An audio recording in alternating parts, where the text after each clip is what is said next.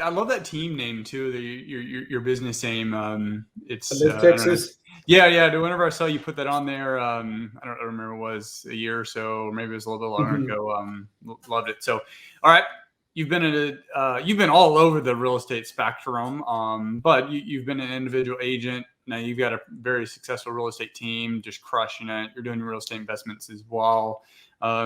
How should agents make that transition? Like, if they really want to make the transition, how should they make it from individual agent to growing a team? Well, in the beginning, when I always saw the team growth and everything. When I started, teams were not that common, and if they were usually husband and wife teams. But as time evolved, you start seeing the teams set up kind of, you know, becoming more and more and more common. Um, One of the biggest things, like with me, what I always kind of hesitated was about, I'm kind of like, your previous guest, I'm more of a visionary versus a systems guy. And so, to have a successful team, that's probably one of the components you really have to have is, the whole systems and everything to back up your team, because obviously you're not communicating, on the phone on a daily basis or for every transaction. So the systems is probably the most important thing, when you want to transition to a team. So if you're going to start, doing that now and think about building a team, you should start looking to get heavily invested into systems right now. Because when your team comes on board, if you really don't have any systems in place, I mean, really, you just have a lot of agents doing their own thing, and it's going to dissolve quickly. How did you when you made that transition? So there's a couple different ways you can go, and it probably evolves over time. But you can either immediately move into the manager role and start pouring leads into your agents, or you can start the team, invest in more leads while still working your own individual personal business. I'd imagine most team leaders start out with a ladder, but how did that work for you? Well, when you talk about team leaders, number one, you have to be able to lead. So I mean, I know guys who have teams, but they never pass one or two people over.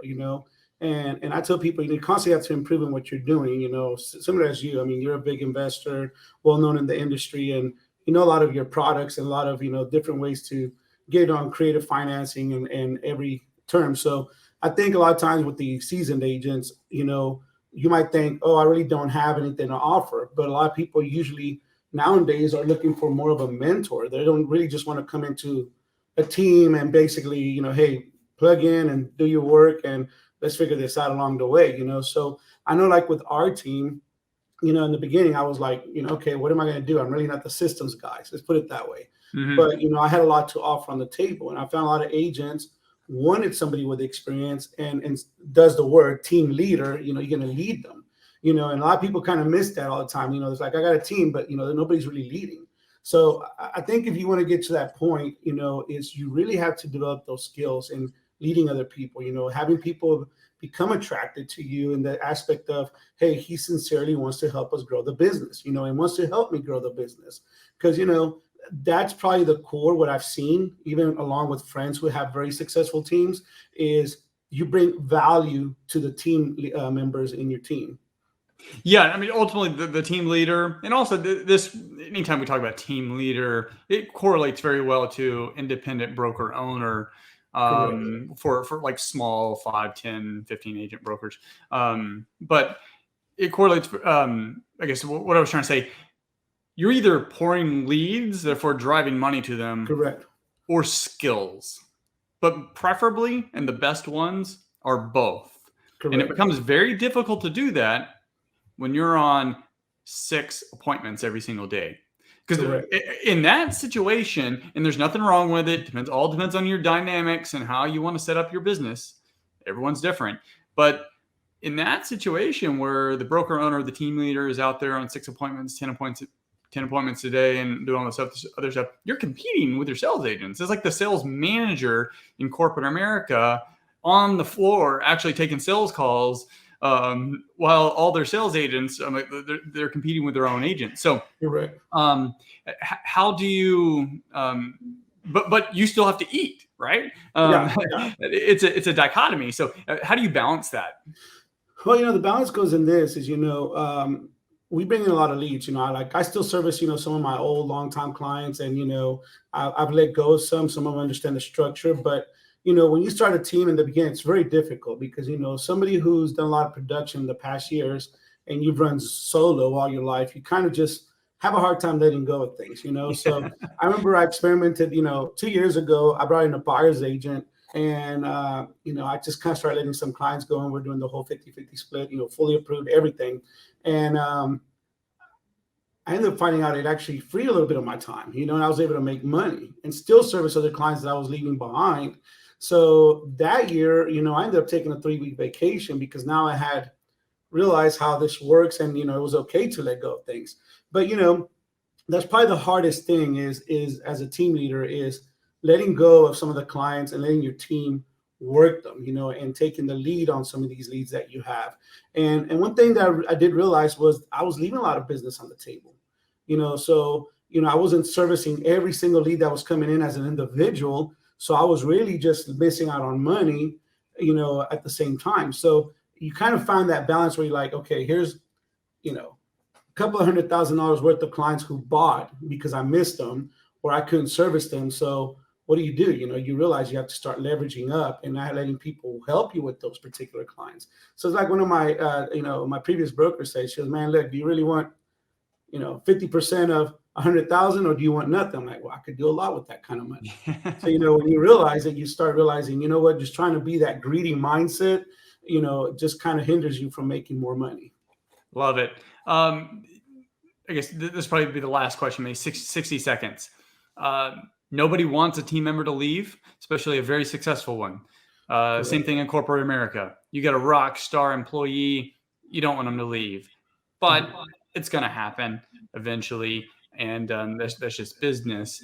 How do you handle, and how can team leaders and independent brokers cheer on that agent that has grown under your wing, taken the skills and gone out there and built their own business, been really successful, and then decide, hey, I'm ready to go off on my own, or I'm ready to start my own team? How can the team leader handle that to where the relationship actually thrives after that moment? Because you're not going to be happy, but you should be happy too. Because that's you should. Yeah. Yeah, well, the biggest thing is this. I mean, I've always been in a leadership position where there was leading, youth departments or, big banking groups, or even with my construction team.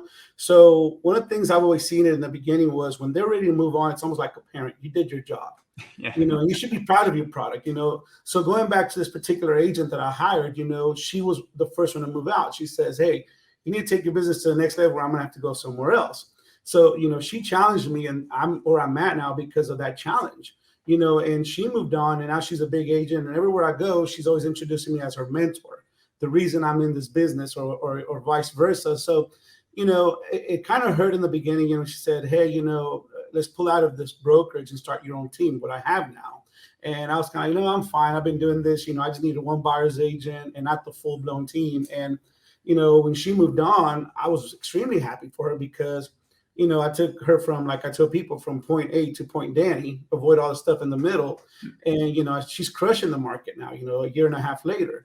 So to me, honestly, it was a proud moment because, I like watching people grow. I like watching people move on. It hurts, but I think that's part of maturing as a leader is knowing you can't retain everybody, and if somebody moves on, I feel like that's a sign that you've done a great job, especially when they're producing and they're not going back to a job, to a 9 to 5. Yeah. So I've learned to deal with it over the years, and I've seen some friends of mine who struggle with it, and obviously they grow out of it. And as you start growing up, I'm gonna use that word, as you start growing in leadership and maturing, you learn it's part of life, and you actually become supportive of them.